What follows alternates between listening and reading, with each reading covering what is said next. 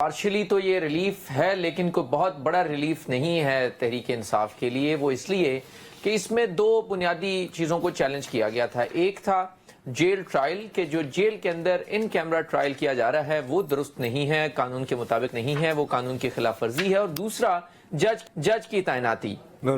اب جو پہلا جج کی تعیناتی کا معاملہ تھا اس میں تو بڑا کلیئر کٹ اسلام آباد ہائی کورٹ کے ڈویژن بینچ نے بھی اس کو بالکل درست قرار دے دیا اور یہ کہا ہے کہ جو جج ہیں آفیشیل سیکرٹ ایکٹ کورٹ کے جج محمد ابو ذوالقرنین جو ہیں وہ بالکل درست ہیں, ابو الحسنات ذوالقرنین وہ بالکل درست ہے, اس میں کوئی اللیگیلٹی نہیں ہے, لہٰذا یہاں تو پی ٹی آئی کو کوئی ریلیف نہیں ملا. اب دوسرا معاملہ یہ تھا کہ جو جیل ٹرائل ہو رہا ہے, جیل ٹرائل کو بھی اسلام آباد ہائی کورٹ نے یہ نہیں کہا کہ وہ جیل ٹرائل بالکل غلط ہے, بلکہ اس میں جو غلطیاں وفاقی حکومت کی طرف سے پہلے کی گئی تھی, جس میں کابینہ سے منظوری نہیں لی گئی تھی اور جو فارمیلٹیز تھی وہ پوری نہیں کی گئی تھی, ان بنیاد کے اوپر جاری ہونے والے جو نوٹیفیکیشنز تھے ان کو کالعدم قرار دے دیا ہے. عامر, اگر اس سے پہلے کہ یہ مداخلت کریں عدنان بھائی اور مزید تفصیلات جانیں,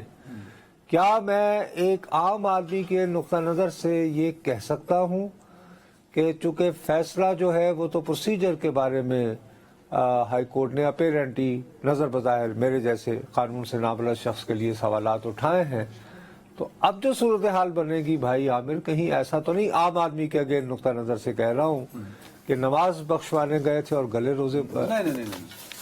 جی بالکل, بہرحال عامر کو ایکسپلین کر لیتے. جی نصرت صاحب آپ بالکل ٹھیک کہہ رہے ہیں. یہ وہ غلطیاں ہیں جو عام طور کے اوپر وکلا رکھتے ہیں بالکل اینڈ کے لیے, یا اس وقت جب انہیں لگے کہ یہ شاید ٹرائل جو ہے وہ اس میں سزا ہونے جا رہی ہے یا ان کے خلاف کوئی تعدیبی کارروائی ہونے جا رہی ہے, تو یہ بالکل اینڈ میں یہ کارڈ شو کیے جاتے ہیں. لیکن پی ٹی آئی نے اس میں بہت جلدی کی اور بہت جلدی ہی انہوں نے یہ بتا دیا کہ آپ نے یہ غلطیاں کی تھی, اور وہی غلطیاں اسلام آباد ہائی کورٹ نے انہی کی بنیاد کے اوپر وہ ختم کر دی ہیں, اور اب ایک نیا موقع دیا ہے وفاقی حکومت کو کہ وہ ان ساری غلطیوں کو ختم کر کے ایک ایسا اسٹرانگلی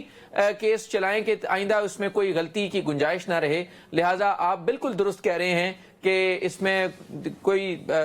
ریلیف نہیں ہے بہت بڑا, بلکہ صرف یہ کہا گیا ہے کہ جو غلطیاں آپ نے کی تھی ان کو غلطیوں کو وفاقی حکومت درست کر لے, اور یہی ہوا کہ ان سے جو غلطیاں ہوئی تھی, اور آخری جو نوٹیفیکیشن ہے اس کو عدالت نے بالکل درست قرار دیا ہے کہ جو وفاقی کابینہ سے منظوری لی گئی اور جو بعد کا پروسیس ہے. لیکن کیونکہ عدالت نے کہا کہ اس کو ریٹروسپیکٹیو ایفیکٹ ماضی کے پروسیجرز کے اوپر یا ماضی کی جو سماعتیں ہیں ان کے اوپر اطلاق نہیں ہو سکتا, اس بنیاد کے اوپر عدالت نے اس ٹرائل کو کالعدم قرار دیا ہے. عدالت نے کہیں بھی یہ نہیں کہا کہ اب جو کابینہ سے منظوری کے بعد. یہ ضرور بتائیں عامر بھائی کہ اس فیصلے میں یہ بھی لکھا ہے کہ 29 اگست سے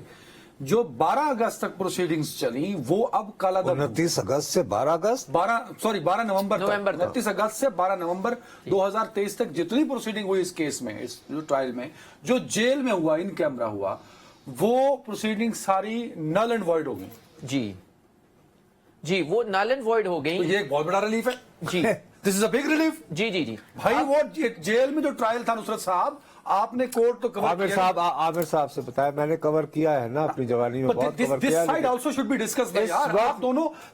دونوں کیس فیصلے کی ایک سائڈ کو ڈسکس کر رہے ہیں, تصویر کے دونوں رخ عوام کے سامنے رکھیے. آج کورٹ میں عامر موجود تھے تو برائے مہربانی انہیں ایکسپلین. میں عامر صاحب سے بھی یہی کہہ رہا ہوں کہ بھائی آپ ایک چیز عمران صاحب تو come on the second side as well. یار جی عامر بھائی کو ایکسپلین کرنے دو نا پلیز.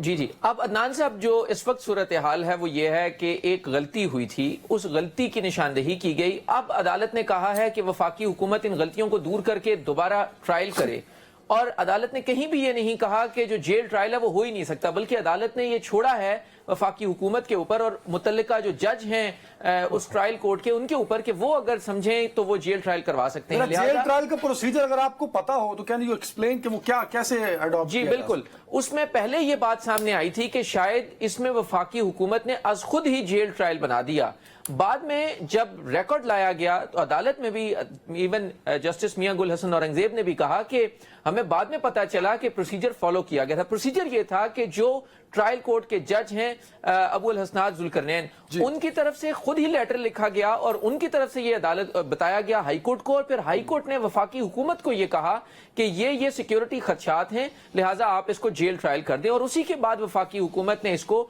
नोटिफाई किया जेल ट्रायल। लिहाजा इसमें प्रोसीजर में कहीं पर कोई गलती नहीं की गई, इसी वजह से इस्लामाबाद हाई कोर्ट ने भी उसको नहीं छेड़ा जो बाकी मामलात हैं, सिर्फ और सिर्फ ये कहा कि जो पहले काबीना से मंजूरी लिए बगैर किया गया वो गलत था, और वहीं की हद तक अदालत ने ये कहा कि जब मामला जाएगा ओपन ट्रायल की जाने, भले वो जेल में हो रहा हो इन कैमरा, वो अगर वो नहीं होगा, अब वो नहीं होगा, उसके लिए तो डिसीजन होना है ना, अभी वो कैसे अडॉप्ट होगा? नहीं, उस पे अदालत ने बड़ा क्लियर लिखा कि ये सोल डिस्क्रिशन है ट्रायल कोर्ट के जज की, अगर उनको ये लगता है और हालात हैं ऐसे जिसमें वो सिक्योरिटी की रीजंस ऐसी हैं जो जस्टिफाइड हैं, और ज़ाहिरी बात है कि वो मुतल्लिका रिपोर्ट्स और जो इदारों की रिपोर्ट्स आती हैं जिसमें पुलिस है, स्पेशल ब्रांच है और दीगर हसास इदारे हैं, उनकी रिपोर्ट्स की रोशनी में ही फैसला किया जाता है कि जेल ट्रायल होगा। तो उस पे इस्लामाबाद हाई कोर्ट ने कोई जिम्मेदारी नहीं ली कि इस पे जेल ट्रायल नहीं हो सकता, बल्कि उन्होंने ये जो है वो ट्रायल कोर्ट की है। सो ट्रायल कोर्ट तो पहले ही ये कह चुकी है कि जो ट्रायल है वो जेल में होगा और इन कैमरा होगा। वो ऑल्दो के इसमें अटॉर्नी जनरल ने कहा कि उसमें वहां पर अगर उनकी फैमिली आना चाहे, वुकला आना चाहें, तो वो तमाम आके प्रोसीडिंग्स को देख सकते हैं। लिहाजा इसमें जो सिर्फ रिलीफ है वो यही है कि जो 1.5 माह की मेहनत थी, गवाहों के बयानात हुए थे, दीगर प्रोसीजर हुआ था, वो खत्म हो गया है, और जो गलती हुई थी वफाकी हुकूमत से उसको इससे फायदा होगा।